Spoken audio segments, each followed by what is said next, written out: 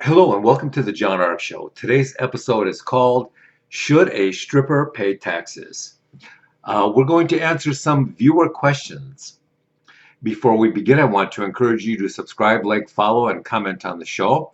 Also, I'd like to tell you about HollywoodIsCalling.com. It's a company that allows you to purchase live calls with over 100 celebrities.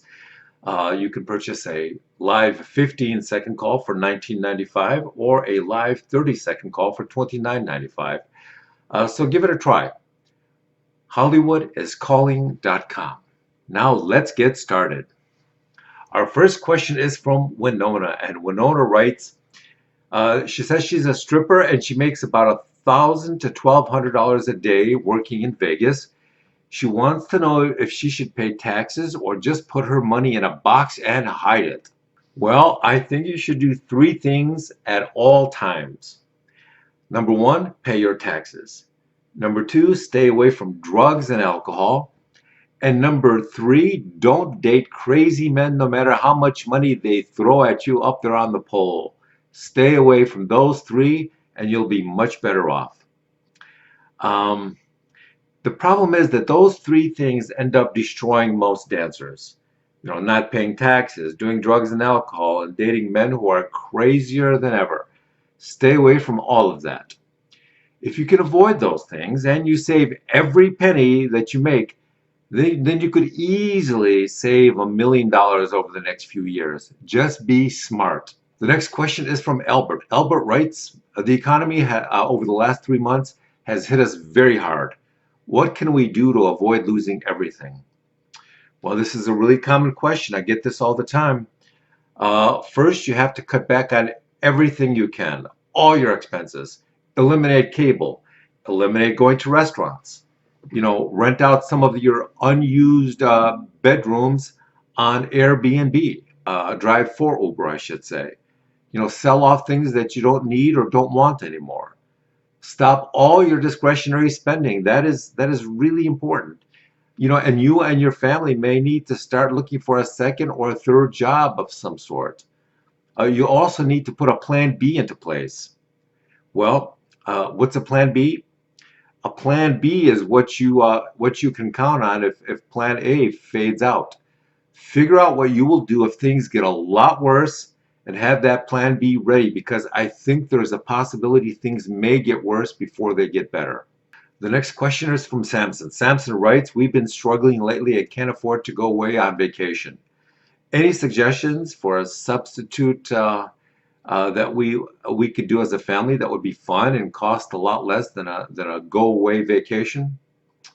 Well, one thing you can do is throw a dance party for you and all the kids. You can do it in your house or you can do it in the backyard. Kids love dance parties.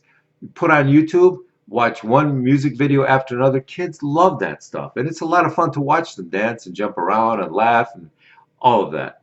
You have to make up adventures for you and the entire family to go on. You can go to a local park or a campground and spend the weekend hunting for Bigfoot, or maybe go looking for UFOs. You know, Use your imagination. What you think is sort of funny and corny, kids will think is great. Another option is to call friends or relatives that you haven't seen in a while and arrange a reunion party at a local park or even at the mall. Another thing you can consider is to rent a metal detector and take all the kids treasure hunting at the park to see if you can find any good gold buried, any good gold buried in the beach or in the park. Kids will love that stuff, and you can even go in there a little bit ahead of time and secretly bury some fun stuff for the kids to discover, just so that they'll remember the occasion. Put your imagination to it, and the kids will love it. They'll remember these adventures for the rest of their lives. Next, Dave writes, I have a crazy neighbor that is causing me endless problems by parking in front of my driveway, throwing garbage in my yard, playing music constantly, really loud music constantly. What should I do? Well, talk to the police and ask them if you should file a complaint or charges of some sort.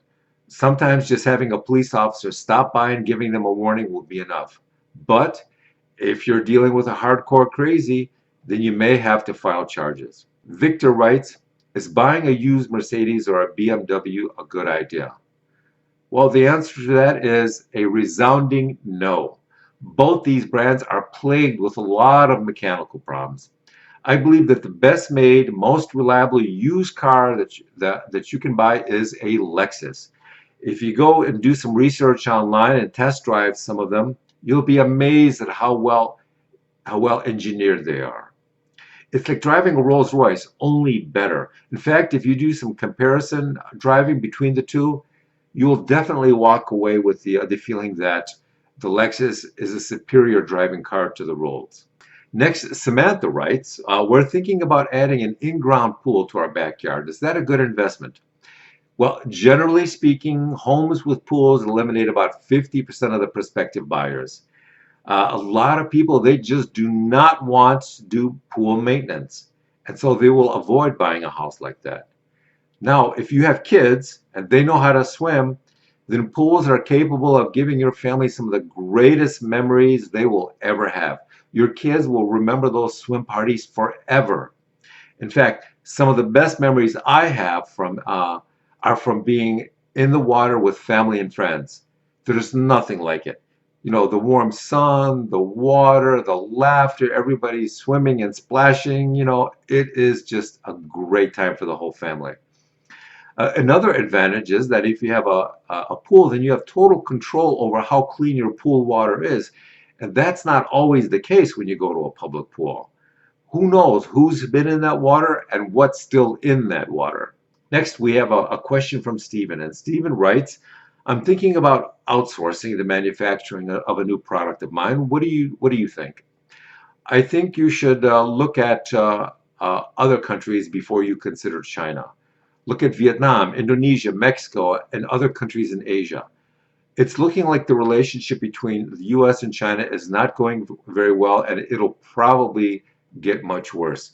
So you may want to keep that in mind, because if things continue to get worse and you did locate your supply chain in China, you could lose it at the worst possible time. Another thing you may want to do is to manufacture in the US. That is a growing trend that a lot of businesses are now doing, simply to preserve the safety of their supply chains. Losing your supply, you can have a ton of money, a ton of cash and reserves at the bank, but if you lose your supply chain for a year, you're done. Denver writes, I'm new to the area. How can I meet good people and build up a network of new business contacts? Well, I have three answers to that. Social media, social media, and social media. You can join all sorts of groups, meetups, and networks, and then meet on a regular basis. Some people you will make friends with. Some people you will turn out to be good business contacts, a good business to have a good business relationship with, and others you'll never see again. But that's okay. What's important is that you keep casting the net and interacting with new groups of people on a regular basis. This should be an ongoing process. You may have to go out and network for 6 months before you find, one or two people that are really worth forging a strong connection with. So the next question is from Vinda. Vinda writes, is it possible for a small businessman to still get into the sports betting industry, or will all of that be dominated by the big players from this point forward? The individuals that seem to be making some money, if they're really talented and at picking winners, are people who are capable of marketing themselves really well on social media. These sports betting consultants, they sell their picks, they sell their information. And these guys, many of them don't actually place bets. They just sell their recommendations to other people who place their own bets based on the information they purchased from these people. Next, Bill writes, I need to hire a really good lawyer. Any advice? Get recommendations from family and friends, then meet and interview 10 or 12 of them. Listen to your instincts. Pick someone that is really hungry and passionate, tenacious and aggressive. People like this tend to work in smaller law firms. Stay away from the giant firms. To them you're just one of another couple hundred clients that they have to oversee. The smaller boutique firms, they tend to give better value and better service.